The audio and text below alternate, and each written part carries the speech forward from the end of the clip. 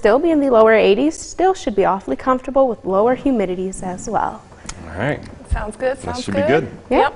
All right, it's time for Sports Overtime. And Nick, it was an action-packed day at the Michigan International Speedway. Yes, Shabir, the Firekeepers Casino 400 got off to a little bit of a late start because of that rain over there, but it was a really great experience for the fans as well as for Mel Tucker and Tom Izzo. We had the full team coverage from the Irish Hills that you do not want to miss, plus just over 70 miles east of the Michigan International Speedway, the Detroit Tigers were looking for back-to-back wins against the Tampa Bay Rays. We're going to break it all down next on Sports Overtime.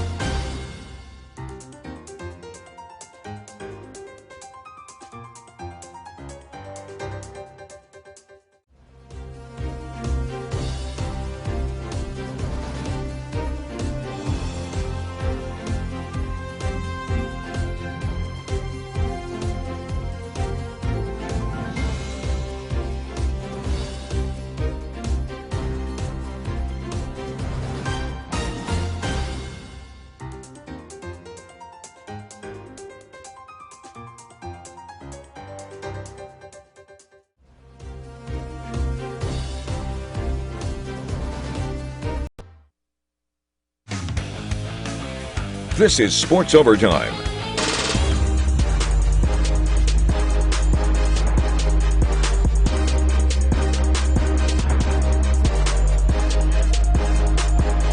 Kevin Harvick is going to make it happen in Michigan.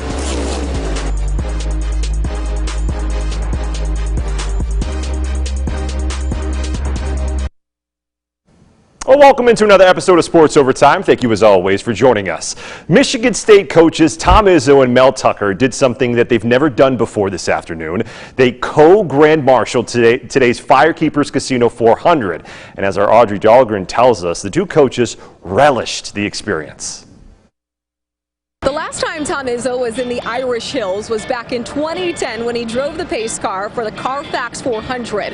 Mel Tucker, on the other hand, has never been to MIS. And when the two were walking around, right away they noticed all of the Michigan State fans who are in attendance. A lot of this has to do with the fact that Josh Bilicki's number 77 Chevy is decked out in the green and white. And when the two were asked to compare their sports to the sport of NASCAR, how is it a team sport? Well, number one, they saw a lot of similarities. And if they had to pick a driver, for Tucker, it would be Peyton Thorne, and for Izzo, it would be A.J. Hogard. And Tucker feels this way based upon a book he read. I read a book a few years back, Racing to Win, with Joe Gibbs, and it talked about how similar the sports are in terms of the teamwork and then the driver being like the quarterback and things like that. And so I've been fascinated with that aspect of NASCAR. Yeah, and for me, just walking through by the garage and all the things, you just realize how many people it takes. But it is the same for us, you know, from the janitor to the head coach if everybody doesn't do their job. But here, it's so split second. That's what is amazing to me. As co-grand marshals, the two were tasked with one of the most important jobs at the start of a NASCAR race. So it begged the question. How many times did you practice the command for today? None yet for me. What is the command for that? Mel, start your engines. We'll practice in the bathroom before we go out. You know, drivers, start your engines. Yeah, we'll be ready. Drivers, start your engines. Go green. Practicing in the bathroom must have worked because when the pressure was on, both Tucker and Izzo rose to the occasion, and you wouldn't expect anything less from a Hall of Fame coach and Big Ten Coach of the Year. In the Irish Hills, I'm Audrey Dahlgren, 6 Sports. Well, thank you, Audrey. Well, as the race got underway, it got loud, like blowing out our microphones loud. The Michigan Heritage Trophy was on the line again. The top finishers for Chevy and Ford were going at it. Ford came into the race having won the last 7 trophies, and they won it again this year. Josh Bilicki's Spartan Green 77 Chevy with the Spartan logo on it finished in 21st place. And our very own in-house NASCAR correspondent, when he's not our morning meteorologist, Blake Harms, has even more on this fun day at Michigan International Speedway. Well, it was sure an electric day here in the Irish Hills. Hot and humid, a brief rain shower didn't keep the racing away. And NASCAR's highly anticipated next-gen car certainly did not disappoint here on this 2-mile oval. The NASCAR Cup Series completed all 200 laps at MIS on Sunday, but not before a downpour delayed the race by an hour and a half. And it was Bubba Wallace who scored his first career pole in the Cup Series this weekend, who led the first stint of the race. Calamity would ensue on lap 25 as the field collided in turn 2. Daytona 500 champion Austin Cindric and Kyle Busch were among those who took hard hits. Chaos ensued on the restart there, and I don't know what started it, but just the 10 got spun in front of me, and then I got wedged between him and the wall. Byproduct of, I guess, a crazy restart with 300 miles left in the race, so not great.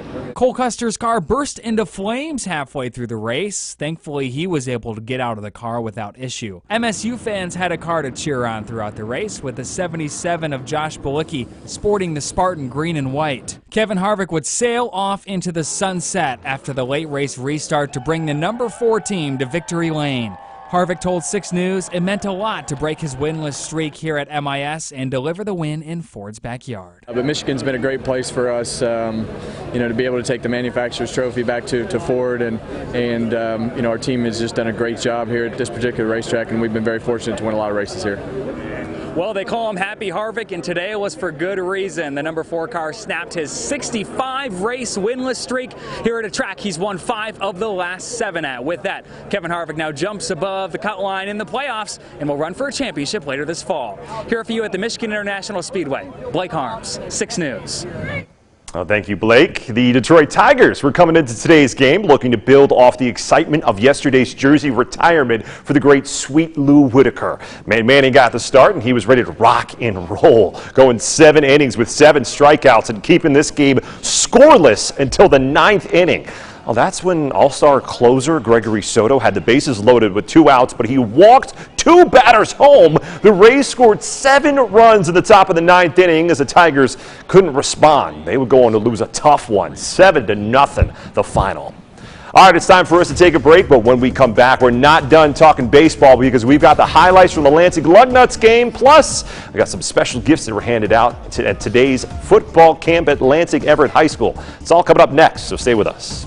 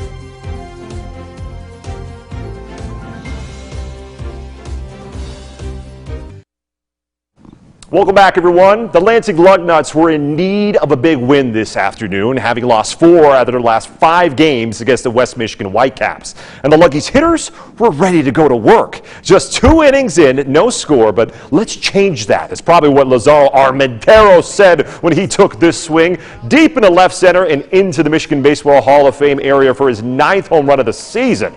That jolt of energy gave way for Lugnuts pitcher Jack Owen to go to work. Top of the 3rd with runners on 1st and 2nd, but his off-speed pitches are nasty, getting Tigers' first-round draft pick Jace Young to strike out looking. Then in the bottom of the 5th, as the clouds started to get darker, Brian Buelvas sends one into the storm for another Lugnuts home run, as this game would get called due to the rain, and just a couple minutes later, the Luggies would still get the win, though, 3-1 the final. Over at Lansing Everett High School, the high school football team is gearing up for a brand new season, but today they held a football camp where the campers were all smiles by the end of it. They all lined up, listed off their names and their shoe sizes to get a great gift of brand new football cleats right before the new season. The Lead Foundation helped organize the event and get cleats to over 80 campers. And for Everett football coach Jaleel Canty, giving back to the youth program hits close to home. It's amazing, man. I have an almost 7-year-old myself, so, right around the age of some of these kids, and I teach in the school as well. So, working with the youth is my passion, man. So it's rewarding to see. I'm humbled and grateful that, I'm in this position to be able to, have these opportunities and these things, man. So it's really good. I remember not coming from a lot when I was young and not starting my first football season with the right cleats. I had baseball cleats on. I was getting made fun of, and I vowed that we would try to get this in every major market in the country, but start in our backyard. And it's very important to give kids the proper equipment and the confidence to start football season. Well, as the anticipation for high school football keeps on building, we're going to make sure to get you ready for a brand new year. Our two-a-days coverage starts tomorrow morning. We're going to be there bright and early and have coverage of 20 teams in 10 days. So make sure you keep it locked right here on 6 News. And another local football player who you used to cover while he was playing at MSU, Kenneth Walker III, is already making plays during the Seattle Seahawks scrimmage. Pretty cool to see him looking like just a natural already at the next level. Well, that's all the time we have for tonight's show. From all of us here at WLNS, we thank you for watching and hope you and yours have a happy and healthy rest of your week. Good